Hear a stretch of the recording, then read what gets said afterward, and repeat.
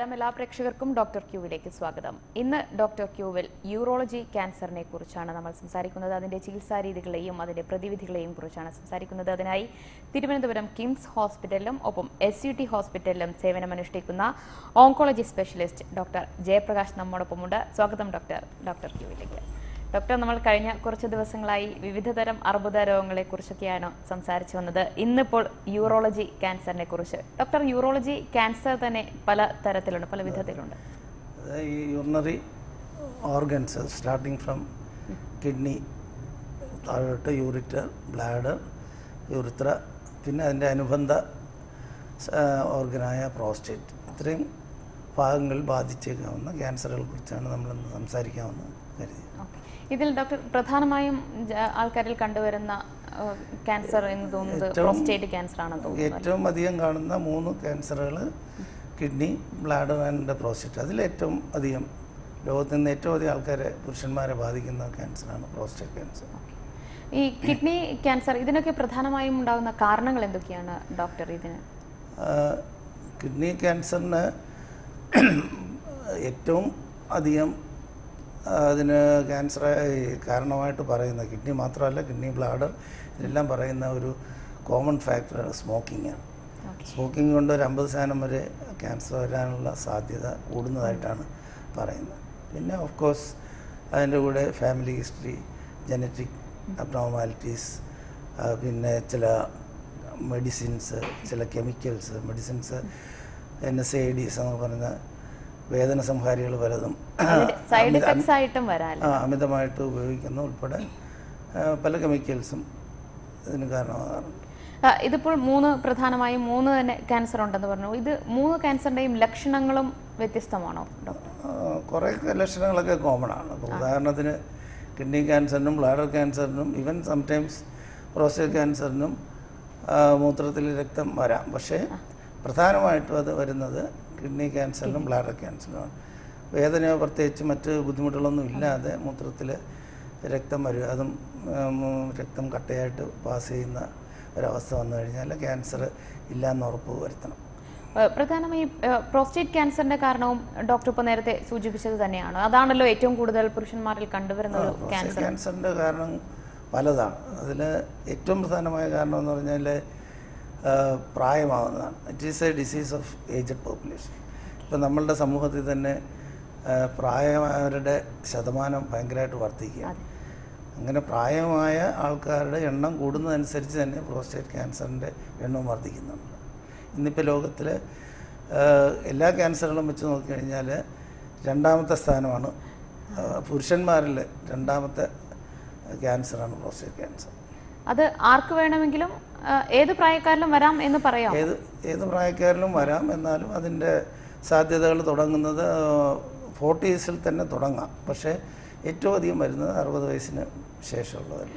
എന്തൊക്കെയാണ് ഡോക്ടർ ഈ പ്രോസ്റ്റേറ്റ് ക്യാൻസറിന്റെ ലക്ഷണങ്ങൾ? ഒന്ന്, യൂറിനിൽ ബ്ലഡ് കാണുമെന്നോ? അല്ല, ബ്ലഡ് കാണുന്ന അത്ര തുടക്കത്തിലേ ഉള്ളതല്ല. അത് ഞാൻ പറഞ്ഞില്ലേ, നേരത്തെ പറഞ്ഞ 2 ക്യാൻസറിലും അതാണ് ആദ്യമായിട്ട് കാണുന്നതെങ്കിൽ പ്രോസ്റ്റേറ്റിലായിരുന്നു അധികം കാണുന്നത് ഈ മൂത്ര തടസ്സമാണ്. മൂത്രം പോകാനുള്ള തടസ്സം കൊണ്ട് കൂടുതൽ പ്രാവശ്യം പോവുക, ഫ്രീക്വൻസി, പിന്നെ രാത്രി പലതവണ എണീറ്റ് മൂത്രം ഒഴിക്കുക, ഇതൊക്കെയാണ് കൂടുതലായിട്ട് കാണുന്നത്. പിന്നെ മൂത്രത്തിൽ റിപ്പീറ്റഡായിട്ട് പഴുപ്പ് വരിക, അത് ഈ തടസ്സം കൊണ്ട് വരുന്നതാണ്. അപൂർവം ചില കേസിൽ ഇതുപോലെ ബ്ലഡ് കണ്ടെന്നിരിക്കും. നമുക്കൊരു കോൾ ഉണ്ട്. ഹലോ ഹലോ ഹലോ ഹലോ, ആരാണ് സംസാരിക്കുന്നത്? സബീഷ്. കുറച്ച് ഉറക്കെ സംസാരിക്കാമോ? ഉറക്കെ സംസാരിക്കാൻ. സബീഷ്. ശരി, ഡോക്ടറോട് ചോദിച്ചോളൂ. ഹലോ ഡോക്ടർ, കവത്തിന് ഭയങ്കര കവത്തിന്റെ ക്ലിയർ ആവുന്നില്ല. കുറച്ച് ശബ്ദത്തിൽ സംസാരിക്കുകയാണെങ്കിൽ വ്യക്തമാകും. ഹലോ, എനിക്കൊന്ന് കോള് കട്ടായെന്ന് തോന്നുന്നു. ശരി ഡോക്ടർ, നമ്മൾ പ്രോസ്റ്റേറ്റ് ക്യാൻസറിന്റെ ലക്ഷണങ്ങളിലായിരുന്നു പറഞ്ഞു വന്നത്. പ്രധാനമായിട്ടും ഈ മൂത്രം വെളിയിലേക്ക് പോകുന്നതിനുള്ള തടസ്സം പറഞ്ഞില്ലേ, പ്രോസ്റ്റേറ്റ് ഗ്രന്ഥി, അതിൻ്റെ പൊസിഷൻ ഈ മൂത്രം വെളിയിലേക്ക് പോകുന്ന യൂറിത്ര എന്ന് പറയുന്ന പാസേജിനെ ചുറ്റിയാണ് ഇരിക്കുന്നത്, ബ്ലാഡറിൻ്റെ ബേസിലായിട്ട്. അപ്പോൾ ഇതിലൊരു പ്രായം കഴിഞ്ഞാൽ ഇവരെല്ലാത്തിനും കുറച്ച് വീക്കം വരാം. വീക്കം വരുന്നത് commonest condition benign prostatic hypertrophy ആണെങ്കിലും പ്രോസ്റ്റേറ്റ് ക്യാൻസറിനും അതേ സിംറ്റംസാണ് ഉണ്ടാകുന്നത്. ഓക്കെ ഡോക്ടർ, ഇപ്പോൾ ഇതിന്റെ ഡയഗ്നോസ് എങ്ങനെയാണ് ഈ രോഗമാണെന്ന് നമുക്ക് ഈ ലക്ഷണങ്ങൾ വെച്ച് തന്നെ നമുക്ക് പറയാൻ കഴിയുമോ? ലക്ഷണങ്ങൾ വെച്ച് നമുക്ക് സംശയിക്കാം, പക്ഷേ അത് ഉറപ്പുവരുത്തണമെന്നുണ്ടെങ്കിൽ പല ടെസ്റ്റ് ഉണ്ട്. ബ്ലഡ് ടെസ്റ്റ് ഉണ്ട്, ക്ലിനിക്കൽ എക്സാമിനേഷൻ ഉണ്ട്, ഇമേജിംഗ് ഉണ്ട്.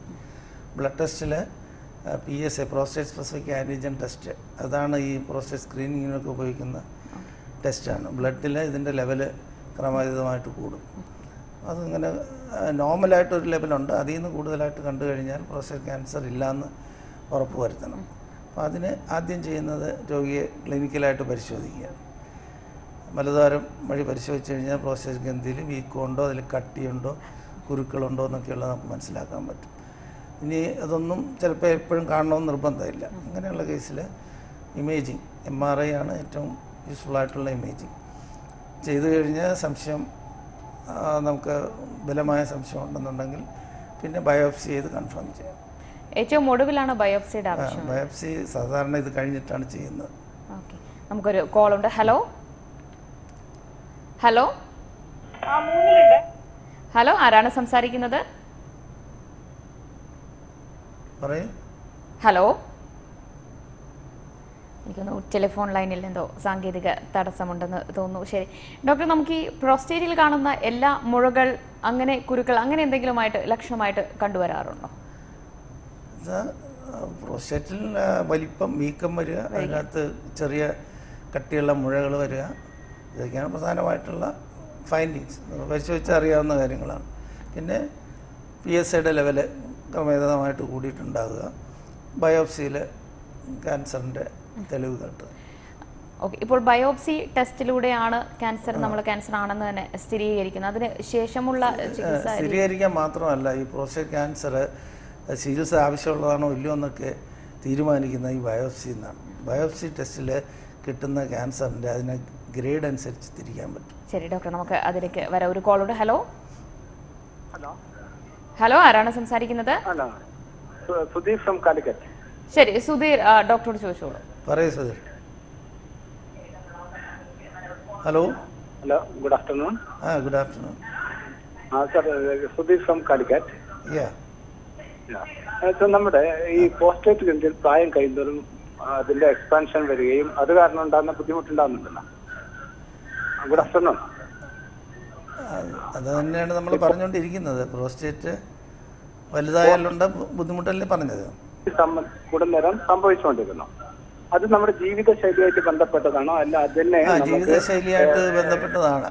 പ്രോസ്റ്റേറ്റ് ക്യാൻസറിൻ്റെ ഒരു കാരണം ജീവിതശൈലി തന്നെയാണ്. ജീവിതശൈലി എന്ന് പറഞ്ഞാൽ നമ്മുടെ ആഹാരക്രമം വളരെ പ്രധാനമാണ്. വ്യായാമം, മറ്റ് ഇവൻ ലൈംഗികമായിട്ടുള്ള ജീവിതശൈലി വരെ അതിൽ പ്രാധാന്യമുള്ളതാണ്.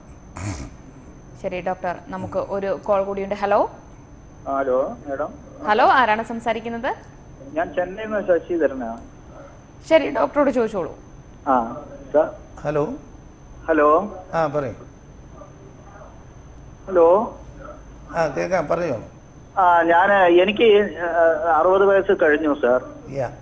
60 വയസ്സ് കഴിഞ്ഞു. പക്ഷെ അതിന് ശേഷം ഞാൻ 1-2 വർഷമായിട്ട് യൂറിനിൽ ലേശം കംപ്ലൈന്റ് ഉണ്ടായിരുന്നു. അപ്പൊ ഞാൻ ഡോക്ടറെ കാണിച്ച്, ഡോക്ടർ യൂറിമാക്സ് എന്ന് പറയുന്ന ഒരു ഗുളിക, യൂറിമാക്സ് 4mg, അതാണ് ഞാൻ കഴിച്ചുകൊണ്ടിരിക്കുന്നത്. അപ്പൊ ടെസ്റ്റ് ചെയ്ത് പറഞ്ഞ് പ്രോസ്റ്റേറ്റിന്റെ ഒരു ചെറുതായിട്ടൊരു കംപ്ലൈന്റ് ഉണ്ട്. അത് ഈ 60 വയസ്സ് കഴിഞ്ഞാൽ അങ്ങനെയുള്ള പ്രശ്നങ്ങൾ വരും പറഞ്ഞിട്ടുണ്ട്.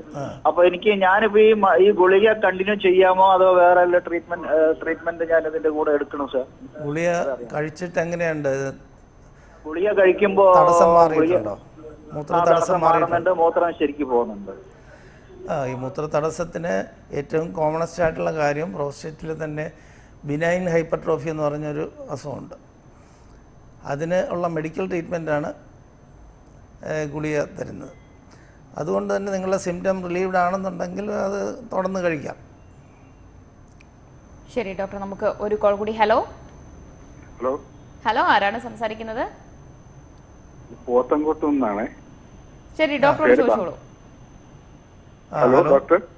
പറയൂ. പോത്തൻകോട്ട് നിന്നാണ്, ബാബു എന്ന പേര്. ബാബു പറയും. എന്റെ ഭാര്യക്ക് കയ്യില് കാലിലെല്ലാം നീരുണ്ട് കേട്ടോ. ഹലോ ഹലോ പറയൂ നമ്മുടെ വിഷയമല്ല, എന്നാലും പറയൂ. ഇത് പിന്നെ ബ്ലഡ് ക്യാൻസറിന്റെ ഭാഗമാണോ എന്ന് അറിയാനാണ് വിളിച്ചത്. ബ്ലഡ് ക്യാൻസറിന്റെ ഭാഗമാണോ നീരും?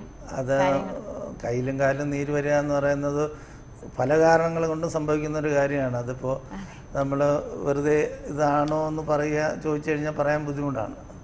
അതൊരു ഡോക്ടറെ കണ്ട് പരിശോധിപ്പിക്കണം. കോമണസ്റ്റ് കയ്യിലും കാലിലും നീര് വരുന്നതിന് മറ്റൊത്തിരി മെഡിക്കൽ പ്രോബ്ലംസ് ഉണ്ട് കേട്ടോ. ശരി ഡോക്ടർ, നമുക്ക് മറ്റ് കോളിലേക്കൊക്കെ വരാം.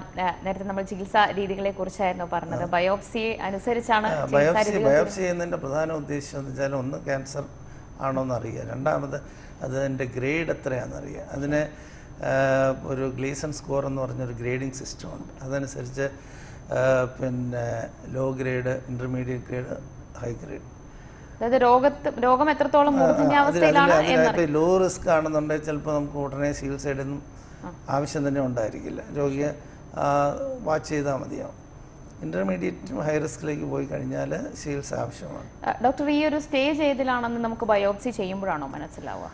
ബയോപ്സി എന്ന പത്തോളജിക്കൽ ഡയഗ്നോസും ഗ്രേഡുമാണ് പ്രധാനമായിട്ട് കിട്ടുന്നത്. പിന്നെ ഏത് ടൈപ്പ്, ചില റെയർ ടൈപ്പ് ട്യൂമേഴ്സൊക്കെ ഉണ്ടാവും, അത് തിരിച്ചറിയാനുമാണ് ബയോപ്സി ഉപയോഗിക്കുന്നത്.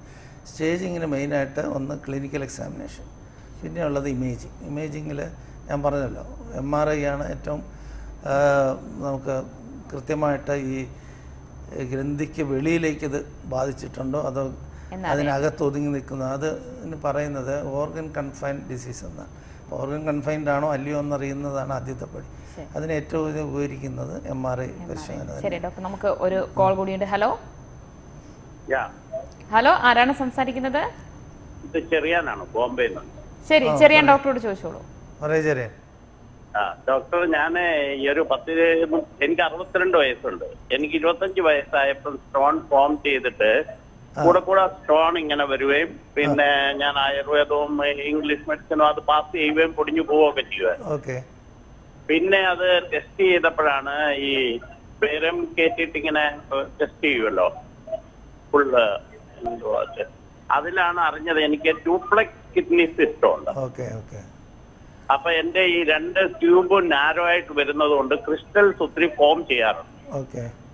അതെനിക്ക് ഇത്രയും വർഷമായിട്ടുണ്ട്. എനിക്ക് ഷിവറിങ് വരും, പനി വരും, സ്റ്റോൺ കൂടെ വരും. പിന്നെ സിഫോ എന്ന് പറയുന്ന ഒരു ഇൻഫെക്ഷൻ ടാബ്ലറ്റ്സ് തിന്നുമ്പോ എനിക്ക് ആ ഇൻഫെക്ഷൻ കുറയും. ഇൻഫെക്ഷൻ കൂടെ ഉണ്ടാകുന്നുണ്ട്, പക്ഷെ എനിക്ക് മൂത്ര തടസ്സമോ കിഡ്നിക്ക് ഫെയിലിയറോ ഒന്നുമില്ല. എന്താ ചെയ്യണം ഞാൻ? അല്ല, ഇപ്പൊ 25 വയസ്സ്, ഇപ്പൊ എത്ര വയസ്സെന്നാ പറഞ്ഞേ? 62 വയസ്സ്. ഇത്രയും വർഷമായിട്ട് നമ്മൾ അതൊരു കെയറിലല്ലേ, ഡോക്ടറിന്റെ കെയറിലല്ലേ പോയിക്കൊണ്ടിരുന്നത്. ഇതൊരു ഒരു ജന്മനാലുള്ള ഒരു ഡിഫക്റ്റ് ആണ് ഈ ഡ്യൂപ്ലക്സ് യൂറിറ്റർ എന്നല്ലേ പറഞ്ഞത്. അപ്പം അതുകൊണ്ടുണ്ടാകാവുന്ന പ്രശ്നങ്ങളാണ് നിങ്ങൾക്കുള്ളത്. ഇതൊരു യൂറോളജി സ്പെഷ്യലിസ്റ്റിനെയാണ് നിങ്ങൾ കാണേണ്ടത്, ഓങ്കോളജി ആയിട്ട് ബന്ധമുള്ളതല്ല അത് കേട്ടോ. ശരി ഡോക്ടർ, നമുക്ക് ഒരു കോൾ കൂടിയുണ്ട്. ഹലോ, ഞാൻ വിളിക്കുകയാണ്. ഞാൻ ആയൂരിന്ന് അഡ്വക്കേറ്റ് ജോൺ ജോസഫ് ആണ് വിളിക്കുന്നത്. ശരി ഡോക്ടറോട് ചോദിച്ചോളൂ. ഹലോ. ഹലോ ഡോക്ടർ, എനിക്ക് സംശയം, ഇത് ഹെറിഡിറ്ററി ആണോ? ഹെറിഡിറ്ററി എന്ന് പറയാൻ പറ്റത്തില്ല. ഇതിനൊരു ഫെമിലിയൽ ടെൻഡൻസി ഉണ്ട്.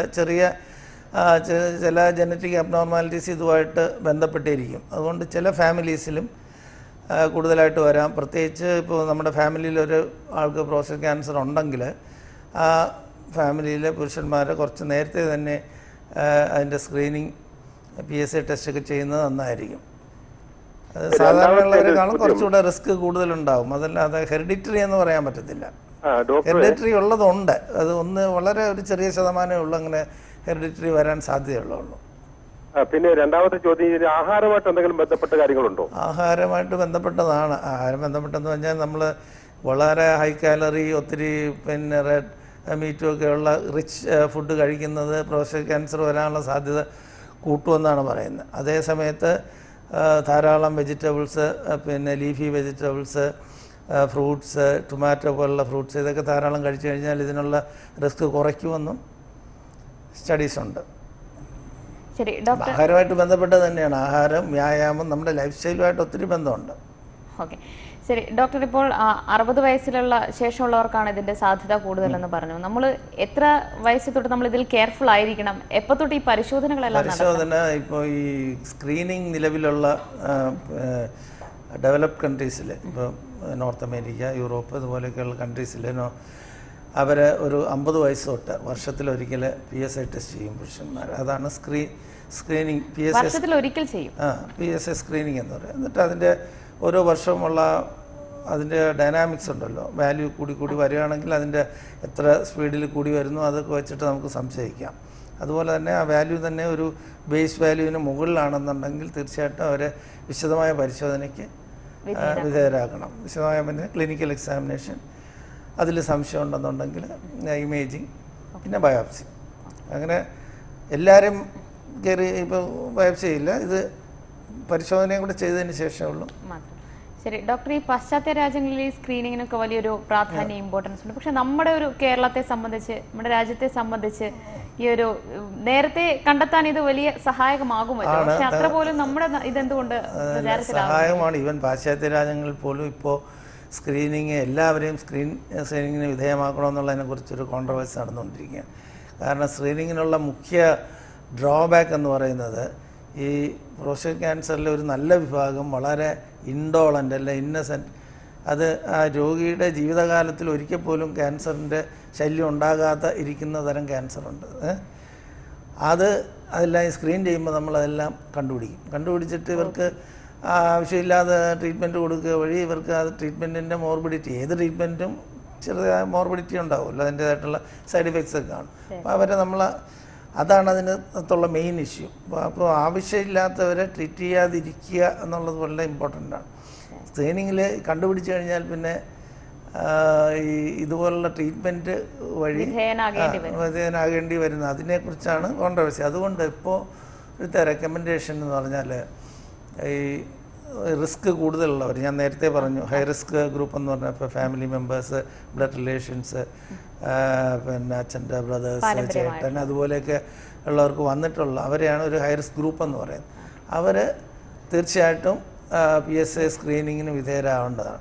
അവർ സാധാരണ ജനത്തെക്കാളും ഒരു 5 വർഷം മുമ്പ് സാധാരണ അവരുടെ റെക്കമെൻഡേഷൻ 45 വയസ്സ് തൊട്ട് PSA സ്ക്രീനിങ് ചെയ്യണം. നമുക്ക് ഒരു കോൾ കൂടിയുണ്ട്. ഹലോ ഹലോ, ആരാണ് വിളിക്കുന്നത്? ഞാൻ കണ്ണൂരിൽ നിന്ന് സംസാരിക്കുന്നു. ഡോക്ടറോട് ശരി, ഡോക്ടറോട് ചോദിച്ചോളൂ. പറയൂ. ഹലോ ഡോക്ടർ, ഞാൻ എന്റെ അച്ഛന് വേണ്ടിയിട്ടായിരുന്നു വിളിക്കുന്നത്. കേട്ടൂടോ, കുറച്ചുകൂടെ ഉച്ചത്തിൽ പറയൂ. ഞാൻ എന്റെ അച്ഛന് വേണ്ടിയിട്ടായിരുന്നു വിളിക്കുന്നത്, അച്ഛന്റെ ഒരു ഡൗട്ടിന് വേണ്ടിയിട്ട്. ആയിക്കോട്ടെ സാർ, അച്ഛന്റെ സ്കോട്ടത്തിന് ചെറിയൊരു വീക്കം പോലെയുണ്ട്. അപ്പൊ നമ്മളത് അമൃതയിൽ കാണിച്ചപ്പോ ഡോക്ടർ പറഞ്ഞു 60 വയസ്സിന് ശേഷം എല്ലാവർക്കും ഉണ്ടാവുന്നതാണ്, പേടിക്കാനൊന്നുമില്ലാന്ന്. എന്ത് ചെയ്തതിന് ശേഷം എന്നാ പറഞ്ഞ്? അല്ല, അത് അമൃതയില് നമ്മള് കാണിച്ചിരുന്നു അച്ഛൻ ഒരിക്കൽ പോയിട്ട്. അപ്പോ ആടുന്ന ഡോക്ടർ പറഞ്ഞത് 60 വയസ്സിന് ശേഷം ഇങ്ങനെ ഉണ്ടാവും, പേടിക്കാനൊന്നുമില്ല. ഇപ്പൊ ചെറിയൊരു വേദന എന്നല്ല അച്ഛൻ അടുക്ക് പറയുന്നോണ്ട് ചോദിച്ചതാണ്. അതെ, ഈ സ്ക്രോട്ടം എന്നാണോ പറഞ്ഞത്, പ്രോസ്റ്റേറ്റ് എന്നാണോ പറഞ്ഞത്? എനിക്ക് മനസ്സിലായില്ല. അത് ഈ മൂത്രസഞ്ചിന്റെ മൂത്രസഞ്ചി സ്ക്രോട്ടം തന്നെയാണ്, പക്ഷെ അത് പ്രോസ്റ്റേറ്റുമായിട്ട് നേരിട്ട് ബന്ധമില്ല. ഇല്ലല്ലേ?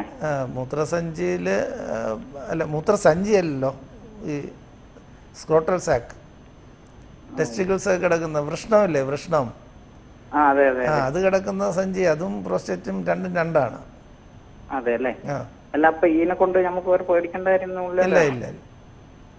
ആയിക്കോട്ടെ. ശരി, നമുക്ക് ഡോക്ടർ ഇത് സ്ക്രീനിങ് ചെയ്യാനുള്ള പ്രധാനമുള്ളത് PSA ടെസ്റ്റ് തന്നെയാണോ? PSA ടെസ്റ്റ് തന്നെ.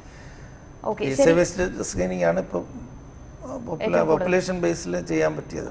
ഈ ബയോപ്സി ഏത് രീതിയിലാണ് ഡോക്ടർ? ബയോപ്സി ചെയ്യുന്നത് സാധാരണ ഉള്ള ട്യൂമർ ബയോപ്സി പോലെ അല്ല.